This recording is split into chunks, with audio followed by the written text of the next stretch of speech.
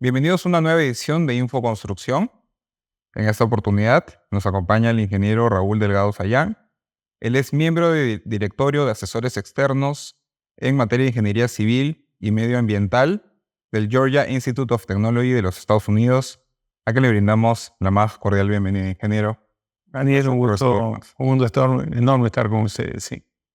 Gracias por su tiempo. ¿Por qué no empezamos, tratando el tema del metro de Lima y Callao? En líneas generales, ¿cuál es su impresión, digamos, sobre el avance, sobre el desarrollo de este proyecto en los últimos años? En el mundo actualmente hay alrededor de 767 líneas de metro operativas y construidas y mantenidas, etcétera, que solucionan los problemas más álgidos de transporte de las grandes metrópolis. Lima es la ciudad número 30 en el mundo en población, pero lo más importante es que es el número 23 en densidad poblacional, considerando todos, los chinos, todos, somos 23. Entonces, realmente cuando hablamos de una urbe, es una urbe inmensa que se ha retrasado muchísimo en los problemas de transporte público hasta convertirlo en el segundo problema más serio después del tema de seguridad. Lima tiene, y Callao tiene una red de transporte de metros, primero de 5 líneas y agregadas 6 desde el año 2010. ¿Cuál es el problema? El problema realmente no es ni la ingeniería, ni la construcción, ni la capacidad. El problema es que se nos ha ocurrido innovar en los modelos de contratación de las líneas de metro y hacer lo que no hace ningún otro de los tantos países que tienen las 767 líneas de metro. Entonces, hemos creado modelos de APPs donde el Estado y los privados se dividían responsabilidades. ¿Cuál es el problema específico de la línea 2? Porque de la línea 1 no tiene problemas. La línea 1 simplemente desde el año 89, 90, prácticamente quedó paralizada hasta que revivió en el año 2009. Pero cuando revivió en el año 2009, se demoró 4 años en estar operativo y terminar los 35 kilómetros bajo una modalidad similar a la de todo el mundo, que es la obra pública. Pero la línea 2 innovó y se le ocurrió hacer una asociación público-privado donde el Estado asumió la liberación de terrenos y el levantamiento de interferencias, cosa que obviamente le tocaba al Estado, pero además convocó a una licitación con un nivel de estudio muy bajo, una factibilidad. Entonces ahí comenzaron los problemas porque hubo dificultades tremendas en liberar terrenos y levantar interferencias en una ciudad que tiene 500 años de fundación. Entonces, obviamente, esos problemas son los que han contribuido a que se demore mucho la línea 2. Si se corrigen eso para las próximas líneas y comenzamos con sentido común a hacer lo que hace todo el mundo cuando hace sus proyectos de metro, que es primero hacer todas las actividades previas, ¿no? Hacerlas antes de licitar. ¿Y cuáles son las actividades previas? Las que tiene que hacer el Estado. Vale decir, liberar terrenos y levantar interferencias, pero además levantar el nivel del estudio con el cual voy a contratar. En lugar de quedarme en factibilidad, tener un estudio ya un poco más desarrollado, donde el nivel de la ingeniería esté definida. Entonces ahí ya puedo hacer por tramos si quiero, porque nadie contrata una línea de 35 kilómetros de metro a un solo contratista, etc. Entonces hay que corregir cosas, pero es la única solución al problema de transporte de Lima. Y aparte de esos inconvenientes que usted bien esgrime, ingeniero, ¿qué hay sobre, digamos, la entrega de permisos, la adquisición de terrenos? Usted pues hace un contraste, ¿no?, entre obra pública asociaciones público-privadas, ¿cómo se manejaría para el resto de líneas? Yo diría, mire, finalmente la solución, porque yo siempre me remito a, no tengo el principio de Adán, siempre me remito a qué han hecho todos. ¿Qué han hecho todos los países con su línea de metro que están operando, etcétera? Las han hecho por obra pública. Y hay una autoridad única, ¿no?, que solamente se dedica a metro. Si usted quiere, por ejemplo, mirando en la vecindad, Chile tiene Metro de Chile, ¿no es cierto? Que diseña, opera, contrata, hace todo lo que se necesite, pero es Metro de Chile, es una autoridad específica para diseñar, construir y operar, ¿no es cierto? Y mantener. Bogotá tiene Metro de Bogotá, aunque recién lo están construyendo. Quito tiene Metro de Quito, ¿no es cierto? Medellín tiene Metro de Medellín. Caracas tiene Metro de Caracas. Todos son autoridades públicas que contratan, diseñan, construyen y operan y mantienen. ¿Por qué? Porque para que los metros sean exitosos, tienen que ser masivos. O sea, tengo que lograr que la gente lo utilice como medio de transporte prioritario, pero masivamente, porque es el único sistema de transporte masivo. Usted ha escuchado, por ejemplo, que el metropolitano le dicen transporte masivo. No es transporte masivo. ¿Por qué? Porque lo paran los semáforos, ¿no es cierto? No hay una circulación constante. En cambio, el metro solamente para en las estaciones. No existe ningún otro método de transporte que se llama masivo rápido, ¿no? Los buses son complementarios, alimentadores de las redes de metro, pero fundamentalmente el metro es el único sistema que se distingue como transporte masivo. Entonces, para que eso cumpla con ser transporte masivo, tengo que poner un pasaje subsidiado. Porque lo que se trata es que la mayoría de gente use el sistema. Es un mejor sistema de transporte, es un sistema más moderno, más civilizado, es realmente lo mejor que podemos hacer como apoyo social a nuestra población y tiene que ser subsidiado. La línea 1, por ejemplo, que está operando, ya ha transportado 1.300 millones de pasajeros desde el tiempo que está operando, opera muy bien, la gente está muy feliz, lo único que quiere es que le aumente la frecuencia, que le bajen de 3 minutos a 2 minutos en hora pico. Pero es el sistema de transporte preferido por la población. Bueno, imagínese usted que tuviéramos pues las 5 líneas operando, 6 líneas operando, ese problema de tráfico ya no existiría. Los usuarios esperan, por supuesto, que lo que se viene haciendo en la línea 1 se repliquen en las otras líneas.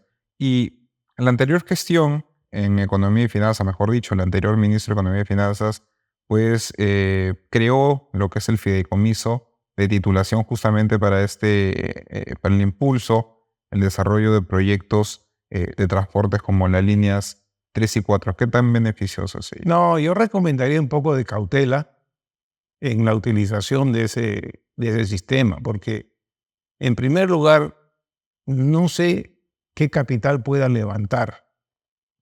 Primero por los problemas que ven que aquí se demoran muchísimo en liberación de terrenos y todo. Y si usted coloca bonos, ¿no es cierto?, inmediatamente comienza a tener pago de intereses. Pero si las obras se van a demorar 10 años, ya duplicó el capital invertido solamente con intereses, ¿no es cierto? Entonces, la pregunta del millón es ¿por qué voy a financiar una línea de metro que yo voy a subsidiar? O sea, yo estoy diciendo como país de que la línea de metro no va a ser rentable. Entonces, por más que yo ofrezca como capital o como garantía la propia línea de metro, ¿quién va a querer un proyecto que es social y que por lo tanto no puede ser rentable? Entonces, yo pienso que no es una buena idea porque además el país tampoco lo necesita.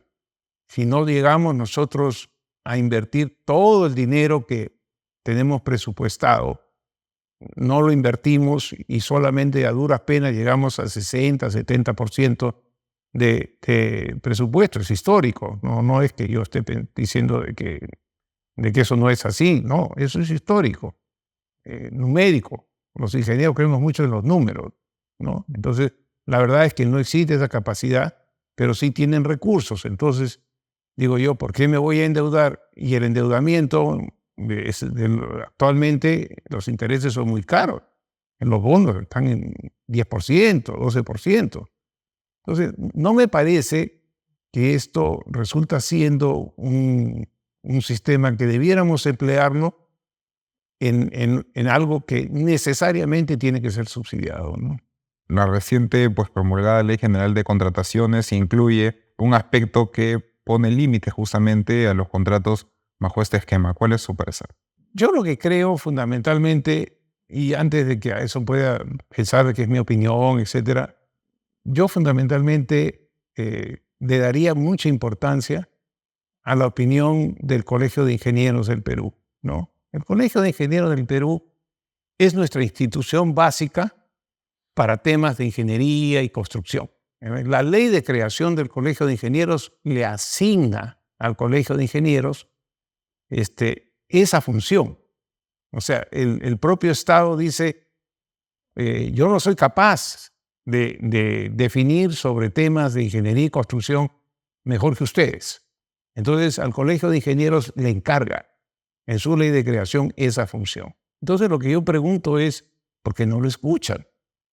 El Colegio de Ingenieros ha dado ya una serie de pronunciamientos, no solamente el de Lima y Callao, el del Cusco y, en fin, todo lo demás que básicamente dicen, oiga, nosotros tenemos 340,000 ingenieros en el Perú en todas las especialidades, ingenieros que han hecho y han participado en lo que yo considero que es el patrimonio nacional, o sea, todo lo que vemos nosotros alrededor nuestro, viviendas, vías de comunicación, puentes, aeropuertos, puertos, etcétera, ha sido hecho por ingenieros peruanos, ¿no? Y los ingenieros peruanos están muy cotizados y reconocidos a nivel mundial. Entonces, ¿por qué tendríamos nosotros, como país, tener que preguntarle a otro país de que nos escoja empresas de su país para que dirijan y manejen obras públicas? En realidad, eso no lo hace ningún país en el mundo. Hay 182 países reconocidos por Naciones Unidas y en el momento no hay ninguno que tenga ese tema. No hemos tenido buenos resultados con los gobierno a gobierno hasta el día de hoy. Sería interesante que la Contraloría, que hace tanto en esto, que de repente pues realmente los audite para ver, oye, hemos tenido ventaja económica, hemos cumplido con los cronogramas de la obra misma. Algunos de ellos pues son casos muy conocidos, ¿no? El caso hospitalario, el caso del aeropuerto de Chinchero, ¿no? También, evidentemente, los temas vinculados a la carretera central, donde hay un lío tremendo entre el Colegio de Ingenieros y que eso todavía no se resuelve y todavía no hay diseño. O sea, en realidad, yo recomendaría mucha cautela. Creo que es discriminatorio, injustamente discriminatorio contra la ingeniería nacional peruana, ¿no? Yo tengo ya desde el año 66, ¿no? Trabajando y he trabajado afuera también. No estoy en contra de que los extranjeros vengan a trabajar, no, de ninguna manera. Y si en cierto modo el funcionario público se siente en la necesidad de contar con una asesoría, etcétera, lo que se llama un PMO, que lo liciten y que se formen consorcios de empresas nacionales y empresas peruanas, ¿no? Y para el mejor interés del país, porque uno de los problemas muy serios que hay de la ingeniería extranjera cuando vienen aquí al Perú, por la cual ellos necesitan tener conocimiento de ingeniería peruana, es que ellos no tienen nuestros fenómenos naturales extremos. Dígame, por ejemplo, si, con todo el respeto que me merece el Reino Unido, o Francia, o Corea, ¿cuáles son sus terremotos? No tienen terremotos. Por su geografía para las vías, por supuesto. No tienen terremotos, sus universidades no llevan ese curso. Pero para nosotros, por ejemplo, eso es fundamental, ¿no? Hay países, los países recontra conocidos sobre temas de terremotos, ¿quiénes son? Japón, la costa de California, México, Perú y Chile, ¿no es cierto? Pero Perú es recontra conocido por eso. Pero además hay otro tema geográfico. Por ejemplo, nosotros en la costa peruana, en apenas una franja de 80 kilómetros, bajamos desde 4.800 metros sobre el nivel del mar, Ticlio, por mencionar algo, hasta el nivel del mar. Entonces, claro, la costa es árida, pero cuando llueve, no, en los meses con la pendiente que hay ahí, eso baja, pero todo, ¿no? Entonces, ¿cuál de estos países que está en el tema gobierno a gobierno está familiarizado con los huaicos, por ejemplo? ¿No? Los huaicos que tenemos nosotros, y cómo protegernos, etcétera. Entonces, en realidad, mire, cuando hablan de transferencia de tecnología, yo creo que la transferencia de tecnología es inversa. O sea, más bien los extranjeros Absorberían. vienen a aprender de nuestra realidad con ese tipo. O sea, yo no veo ninguna diferencia entre la calidad del ingeniero peruano y la calidad de los ingenieros internacionales que han venido al Perú. Yo no le digo los que de esos países que nunca vienen al Perú, porque si son vacas sagradas en China o en otros países, ten cuidado que se van a quedar allá con los que vienen acá. Yo le diría, no solamente no hay mucha diferencia, sino si hay diferencia, yo le diría que es a favor del ingeniero peruano. El ingeniero peruano es mucho más dedicado a sus conocimientos, más dedicado al trabajo, etcétera, y realmente son talentos. Los ingenieros peruanos han ganado concursos en NASA, cuidado. No es cualquier cosa. Entonces, yo creo que el gobierno debería conversar más con el Colegio de Ingenieros, ¿no? Porque eso además es lo que establece la ley.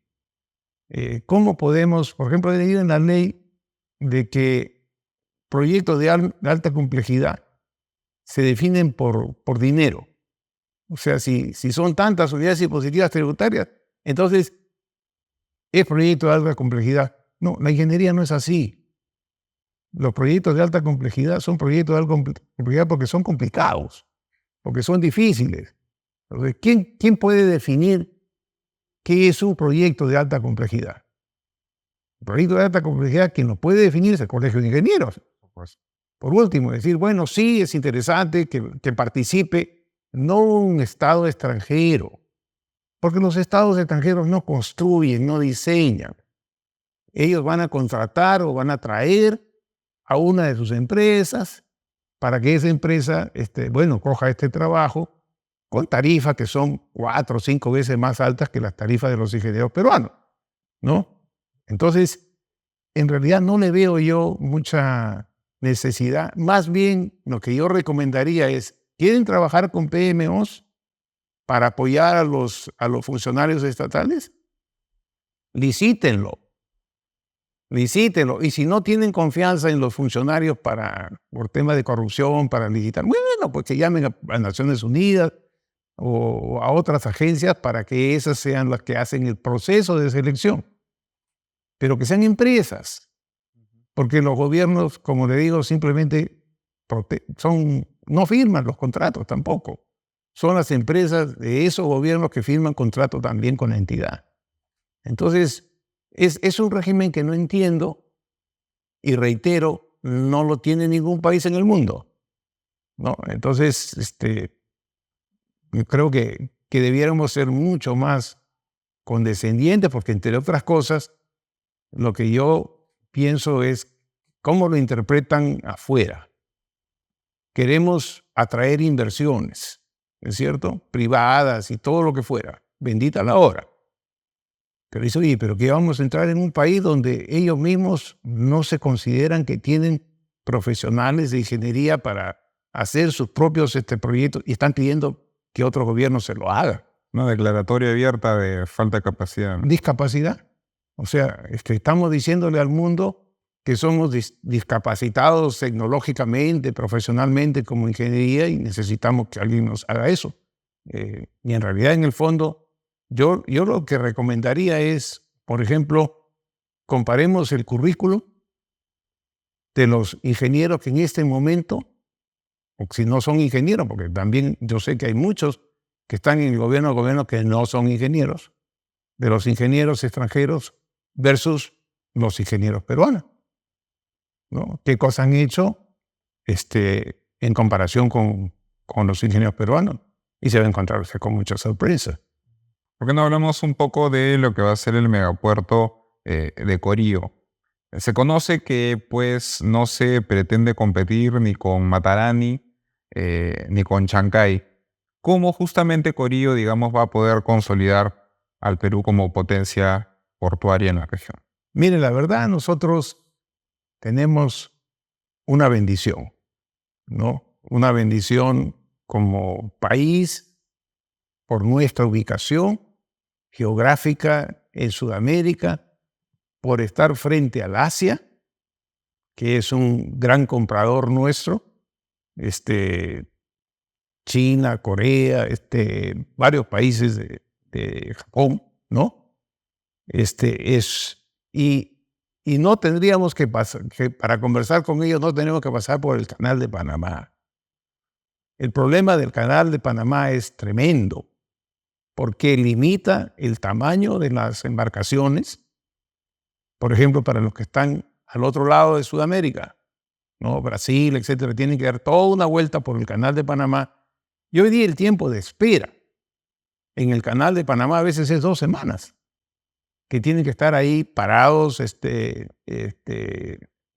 que le toque su turno, pero tienen problemas de agua en el canal, además del ancho propio del canal, que hace que todo lo que se llama post-Panamax, o sea, todos los grandes cargueros de contenedores y demás, no pasan por ahí. Entonces, esa carga sale con embarcaciones que sí pueden pasar por el canal y que después tienen que recalar en algún puerto para de ahí ser transferidos para el salto transoceánico del Pacífico, ser transferidos a embarcaciones mayores, ¿no? Entonces, yo no veo competencia portuaria interna. Bendito Chancay, bendito Paita, bendito Matarani y todos los puertos que nosotros podamos tener. Pero lo que sí podemos tener como ventaja, porque en todo el litoral sudamericano, incluso hasta en la parte norte, es difícil encontrar puertos con calados que puedan superar los 17, 18 metros, el calado en la profundidad para que pueda ingresar. Corío es una bendición, ¿no? Punta Bombón, ahí tienen alrededor de 28 metros de calado y no se va a sedimentar porque el suelo es rocoso. Entonces, de toda esa área no hay posibilidad de sedimentación. Es el único sitio en todo el continente americano que tiene eso, ¿no es cierto? Entonces, si se desarrolla ese puerto, porque va a costar más que Chancay, que todo lo demás, porque es más profundo, ¿no es cierto? Pero con el desarrollo de ese puerto, entiendo que ahora están haciendo los estudios de demanda. Pero ese puerto debe ser diseñado con la mentalidad de manejar carga internacional, además de la carga nuestra. Vale decir, cosas que ahora salen por Chile y que tienen que ir hasta el sur para tomar embarcaciones, pero que los puertos chilenos tampoco calan mucho.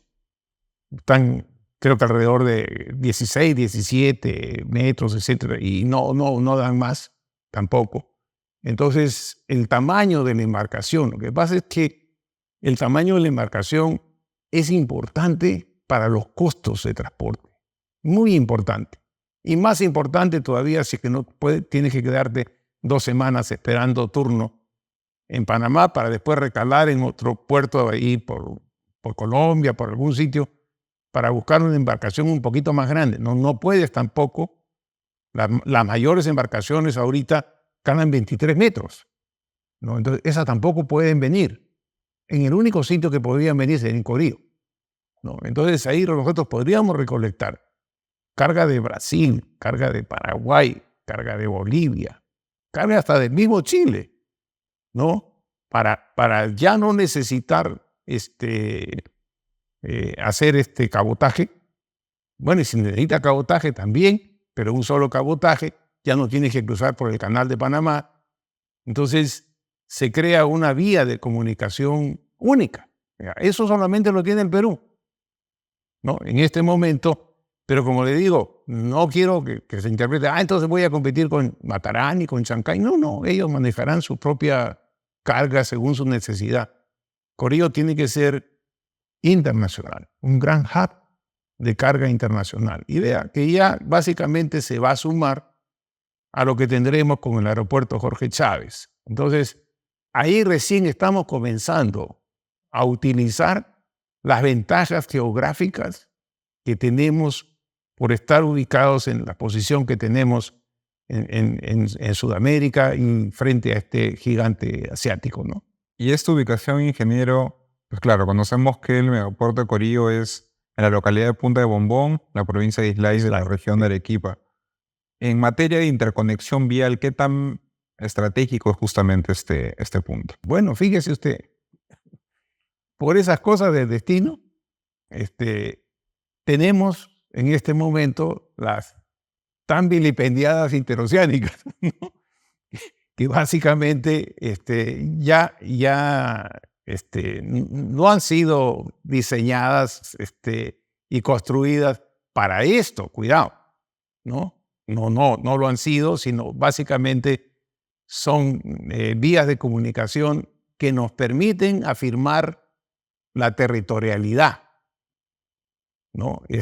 Básicamente, por ejemplo, Madre de Dios no estaba conectada con el Perú, esa es la verdad, ¿no? Llegar antes de la interoceánica a Madre de Dios era pues un reto inmenso y se demoraban pues 2 semanas o semana y media y llegaba pues de la llegada inmediatamente tenía que ir al médico para que viera si su cuerpo estaba todavía en buenas condiciones. Era un suplicio, ¿no es cierto? Ahora usted puede salir de Lima y llegar a Puerto Maldonado el mismo día, manejando, ¿no? Entonces, era el poder decirle a los habitantes de esas zonas, oye, el Perú ha llegado hacia ti, tú eres parte nuestra, ¿no? Y carretera implica desarrollo, ¿no? Integración y desarrollo. Esa fue la mentalidad, entiendo, ¿no es cierto? Porque no es solamente una carretera, es todo un circuito interoceánico que las cifras que arroja Ocitran da un volumen de tráfico, claro, mayormente en la zona de sierra y costa, pero fundamentalmente en la costa, porque es todo un circuito de alrededor de 40.000 vehículos diarios, ¿no? O sea, varias veces más que la carretera central. Pero incluso los tramos más alejados, como el tramo, por ejemplo, que cruza Madre de Dios, según los reportes de Ocitran, porque como está concesionado, ellos controlan todo, la calidad de la obra, los vehículos, etcétera, está en alrededor de 3.000 vehículos diarios. Y fue diseñado para que cuando terminara la concesión, el año 30, tuviera 400 vehículos diarios y tiene 3.000 ahora, ¿no? Eso es lo que implica en el desarrollo la parte de vialidad y carretera. Bueno, así como están, dicho sea de paso, con Corío tampoco hay que reforzarlas, porque fueron diseñadas como carreteras de tercera clase para ese volumen de tráfico. Y ahora tendrían un volumen de tráfico exponencial, ¿no? Entonces, probablemente vamos a transportar por carretera, y existe, pero habría que reforzarla para que puedan pasar estos grandes camiones de contenedores o en caso de que decidan hacer un ferrocarril adyacente para el manejo de carga, ya tienen los derechos de vía. ¿no? Básicamente, pues al costado de la carretera. Entonces, y la carretera eventualmente, si ya supera los 4.000 vehículos diarios, podría pensarse ya en autopista, ¿no? O sea, pero la vía de comunicación existe. En cambio, de Chancay hacia Brasil no hay eso, ¿no? O sea, ya una vez que uno llega a Pucallpa, etcétera, ya tienes que entrar al río. Y si tienes que entrar al río, básicamente ya tienes un manipuleo de carga, ¿no? Y probablemente, y todavía con carga de embarcaciones menores, que ya son embarcaciones fluviales. La zona de comunicación de Pucallpa hacia la frontera es hartamente complicada, ¿no? Eso nunca ha habido un proyecto de vial que llegue a eso, ¿no? Entonces, creo que en cambio Corío ya no. Corío tiene toda su comunicación con Brasil, llega a Brasil por la vía de la interoceánica, y si se necesita, pues evidentemente para la parte internacional, eh, puede evidentemente ponerse un ferrocarril también. Están hablando de $7.000 millones. Yo creo que es una cifra que puede ser algo menor también, pero me imagino que parte de esa cifra no es el puerto únicamente, Por supuesto. sino también la realidad. parte logística. Ahora, tiene ventajas comparativas enormes. Yo he escrito un artículo al respecto donde muestra que incluso, porque usted me dice ahora, ¿y esa carga por dónde puede salir ahora? Está yendo a Chile. Ese es el terror de los chilenos, que esa carga está yendo a Chile, pero Corío estaría varias miles de kilómetros de menor distancia si es que escogen las interoceánicas, ¿no? Claro, y se tendrían que potenciar naturalmente, pues, las vías, en este caso el ferrocarril que usted bien menciona, para, digamos, poder apuntar hacia estos mercados claves. El paraguayo, el brasileño, el chileno mismo, ¿verdad? Lo del norte, claro que sí. Ahora, yo entiendo que en este momento precisamente Proinversión está desarrollando un estudio de demanda para poderle dar luz verde. He escuchado, no conozco, pero he escuchado de que sí hay interés de Estados Unidos y de otros países por entrar en consorcio a promover el desarrollo de ese puerto, ¿no? Pero es algo que como peruanos nos da mucha ilusión, y evidentemente con Majesiguas también va a servir tremendamente para la exportación agrícola hacia el Asia.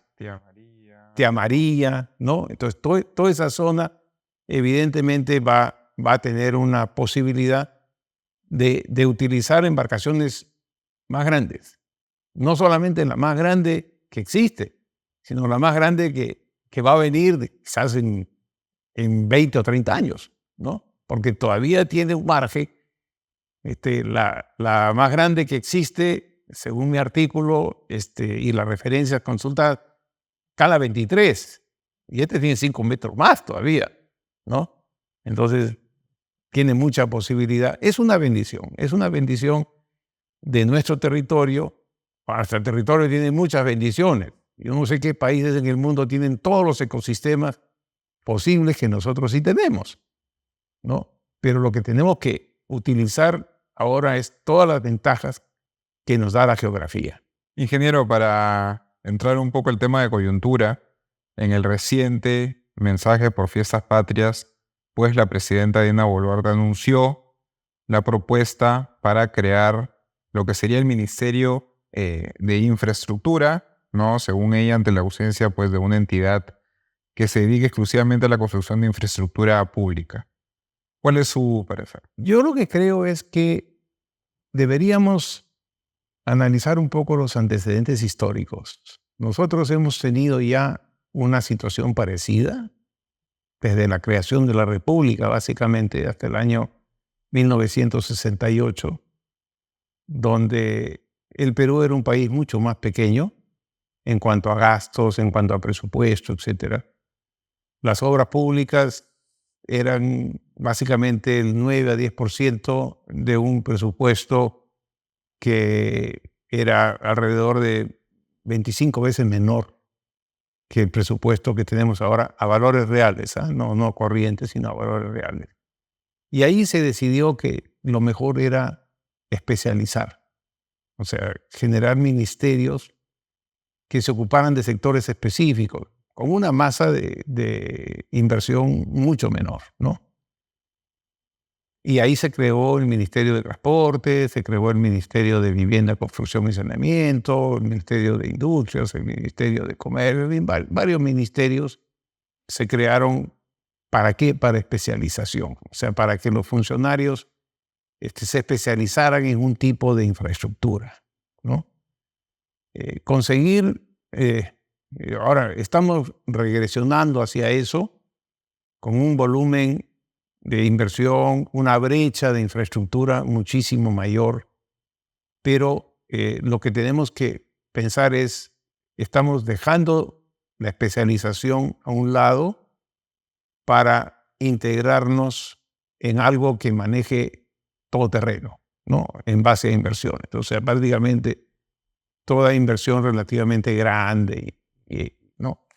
Entonces, hay varios retos que vencer, sobre todo cuando el manejo de los ministerios en general es más político que técnico, ¿no? Entonces, uno puede ser político en algunos ministerios, y entiendo, justicia, salud, bueno, aunque dicen que la justicia y la política no pueden estar juntos, pero en realidad como apoyo a la presidenta o hay varios sectores sociales, mujer y demás, uno puede ser de manejo político, pero Ministerio de Infraestructura tiene que ser manejo técnico, fundamentalmente, ¿no?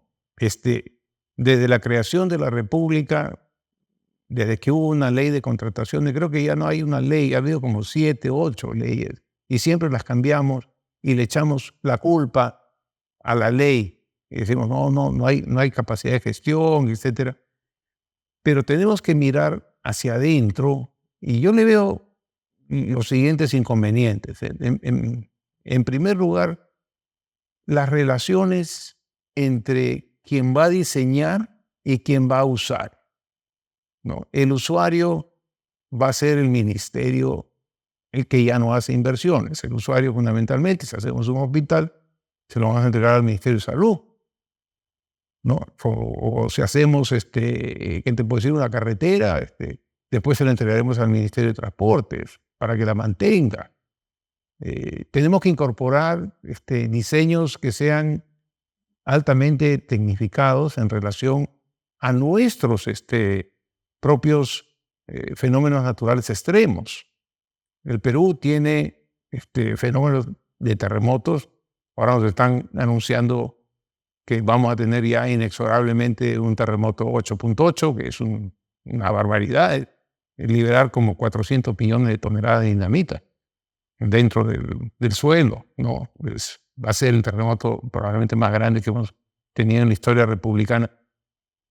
Y tendremos que remontarnos a la colonia, el año 1746, para algo similar, ¿no? Con un tsunami y todo ese tipo de cosas.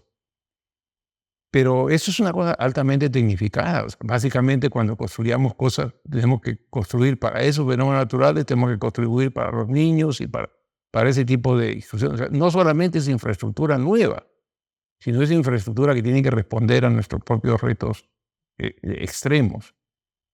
Es un tema para mí altamente tecnificado y calificado, etcétera, para lo cual los ingenieros peruanos sí estamos preparados, pero no son los ingenieros que están en la administración pública. Vale, justamente algunas voces lo que sostienen es que pues, la creación de esa nueva cartera haría que se optimicen recursos y lo principal, que es pues, una demanda popular, destrabar los proyectos emblemáticos que tienen pues, tantos años. El caso de Chavimochic, el caso de Majesiguas, los mismos proyectos mineros. Cierto, pero hasta el momento se hablan pues de cifras inconmensurables, que son alrededor pues de... Ahora, el otro día leí un titular de la Contraloría que dice que hay 4.500 proyectos abandonados, ¿no? O sea, que ya no sirven los estudios que se hicieron priorización y hay que volverlos a hacer, etcétera.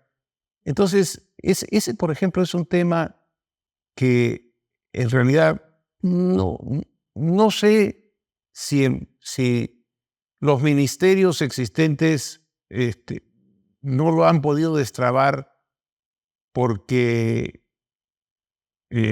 porque son ministerios y ahora el Ministerio de Infraestructura sí los va a destrabar, ¿no? Entonces, probablemente van a ser los mismos funcionarios de los ministerios, porque así he visto en el proyecto que se ha presentado, que en teoría los van a transferir a este super ministerio de todas las infraestructuras, ¿no? Porque son entidades que se van a absorber. Entonces, mi primera pregunta es ¿por qué si como ministerio no lo destrabaron ahora que están en un organismo más grande, los van a poder destrabar? El problema del destrave, yo creo que no está ni en la ley de contrataciones, ni en eso. Son problemas físicos que se presentan durante ejecución de la obra. Y esos problemas se tienen que resolver en obra, a la vista de la realidad. Y eso obviamente va a requerir modificaciones en especificaciones técnicas, en términos de referencia, en los expedientes técnicos, para hacerle frente a una realidad que es distinta a la que se supuso que debería tener. Hace pues 40 años, esas decisiones se tomaban en la obra y en la obra se participaban ante la vista del problema, participaban el diseñador, el contratista, el supervisor y la entidad. Iban, miraban cuál era el problema, levantaban un acta entre técnicos para resolver un problema técnico. Los problemas técnicos no se resuelven en el escritorio, se resuelven en la obra, técnicamente, y nadie objetaba eso, porque eso era lo que realmente los técnicos observaban que existía, y como técnicos lo primero que uno tiene que preocuparse es que lo que se construye no colapse y que brinde servicio, ¿no? Y ese es el código de ética que tenemos los ingenieros. Los ingenieros juramos que vamos a trabajar de esa forma.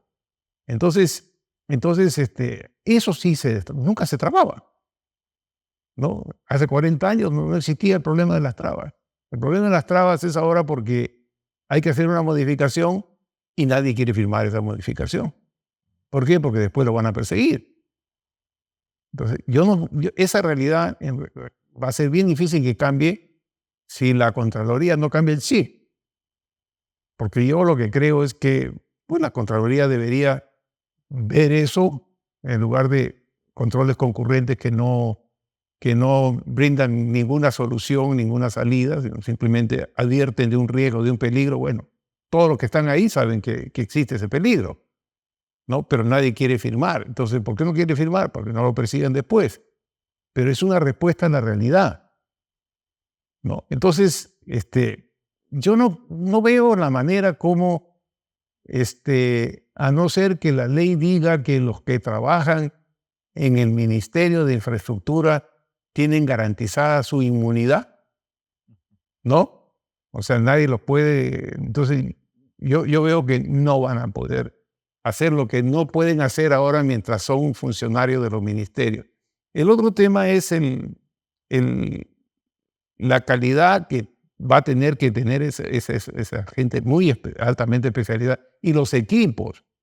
Y cómo logramos que eso esté insertado dentro de una carrera pública, donde las decisiones políticas no intervengan para cambiar los integrantes de los equipos, etcétera, con la frecuencia pues, que cambian los ministros o los viceministros. Claro. Pues esos cuerpos técnicos todavía no hemos podido solucionarlo.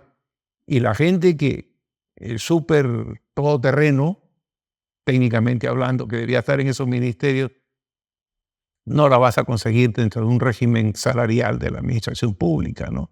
Entonces, es una solución a un problema real que existe, ¿no? Pero yo no lo veo necesariamente como mecanismo de solución, si es que no cambian totalmente las reglas de juego. Si el ingeniero que toma una decisión tiene la confianza de que es una decisión correcta y que no lo van a perseguir por haber tomado esa decisión, ¿no? Entonces, mientras esa actitud no cambie, y yo veo bien difícil que se destrabe, ¿no? Porque habrán juntas de resolución de disputas, pero después cuando la junta de resolución de disputas le dé opine a favor del contratista, el funcionario público igual no le va a pagar, ¿no? Porque no le hacen caso a la junta de disputas, como tampoco le hacen caso a los arbitrajes. El Estado no paga los arbitrajes, esa es la verdad. Le dicen al contratista, vaya usted al Poder Judicial, va el contratista al Poder Judicial. El Poder Judicial se demora como 6 o 7 meses en darle la razón al que ganó el arbitraje. Y si es el privado, el Estado después le dice, oye, ¿sabes qué? No te pago porque no tengo plata. Y ahí se acabó el problema, ¿no? Entonces, todo ese tipo de cosas. ¿Por qué se producen las trabas? Por problemas de financiación del proyecto. ¿No es cierto? El contratista no tiene ya recursos para poder continuar con la obra. Por problemas de expedientes técnicos que tienen que ser modificados. La mayoría son obras que se contratan con bajo nivel de estudio, con un nivel de estudio de factibilidad. Entonces, el nivel de estudio de factibilidad, obviamente te vas a encontrar con muchos cambios. Si subes el nivel de estudios a nivel definitivo, van a haber cambios, pero ya no tantos. Y así, progresivamente, vas a llegar hasta que siempre habrán cambios, pero serán menores. Mientras no resolvamos eso, bueno, vamos a seguir con las trabas. ¿Cómo diseñamos, por ejemplo, hay una modalidad de contrato que ahora le gusta a los funcionarios, pero que traba más, que es la de diseño-construcción, ¿no? Entonces, tú le encargas al contratista que haga el diseño. Los contratistas no hacen diseño. Entonces van a subcontratar a una empresa de ingeniería. Pero en lugar de que esa empresa de ingeniería haya sido contratada por la entidad, para que vele por los derechos de la entidad, ahora es contratada por el contratista. ¿Y quién es su contratante? El contratista. Entonces, ¿a quién le va a dar la razón? Al contratista, ¿no? Entonces, ese modelo no se usa ya en ninguna parte del mundo. Y aquí, claro, dicen, bueno, es que en un solo contrato resolvemos el problema, el diseño y la construcción. O algunas otras opiniones que yo escucho, no importa cómo esté diseñado, lo importante es que preste el servicio. Oye, aguanta, ¿no? Si tú compras un auto pues de alta gama, ¿te gustaría que te entregue un tico? Igual, cubre el servicio, me lleva de acá para allá, ¿no es cierto? No, eso no es así. Es una obra pública y obviamente tiene que ser contratada, diseñada y construida en las mejores condiciones. Las obras públicas deben durar. Las obras públicas que no son construidas en las mejores condiciones te van a requerir también muchos costos de operación y mantenimiento. Así es, ingeniero. O sea, ¿qué cosa es? Es un reto enorme, ¿no? Es un reto enorme, pero yo creo que hay que solucionar todos estos problemas y estar seguro que vamos a tener, por fin, lo que teníamos en los años 70, etcétera, una carrera pública de los funcionarios públicos y que actúen como técnicos, no como políticos. Lo que hace falta, pues, si se quiere sacar adelante este proyecto. Ingeniero, quiero agradecerle por sus valoraciones, por sus valiosas impresiones. Muchas gracias, encantado, encantado. Estuvo con nosotros el ingeniero Raúl Delgado Sayán. Él es miembro del directorio de asesores externos en materia de ingeniería civil y medioambiental del Georgia Institute of Technology de los Estados Unidos para Infoconstrucción.